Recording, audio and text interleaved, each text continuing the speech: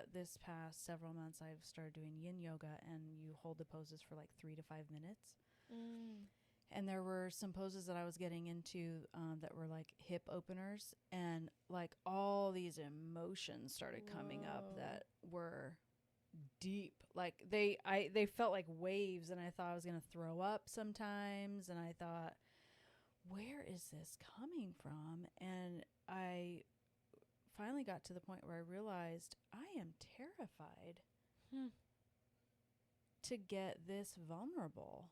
I am terrified of these conversations because on the one hand, I understand that, like you said, like I don't, intellectually, I know, like I don't have to be, I don't have to have a PhD. I don't have to, have written best-selling novels. I don't have to have arrived, right? Like I think some of our limiting beliefs are when we think I have to be a professional. I have to be already making money doing something similar, or I have to have all this wealth, all this, stuff to pass on that's in some field or some recognition from someone else. Like it's all this external stuff, right? Yeah.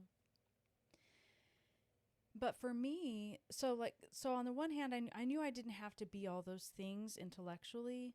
But on the other hand, I do know that my gift, my calling of these deep conversations and like being able to get in this zone where it's like there's an opening up of me and this connection to divine and this journey that I've been on, that I feel like there's almost like these downloads of wisdom that kind of come in those moments. And so I love, I am so passionate about conversation and about like connecting with people through conversation and the vulnerability space. Yeah.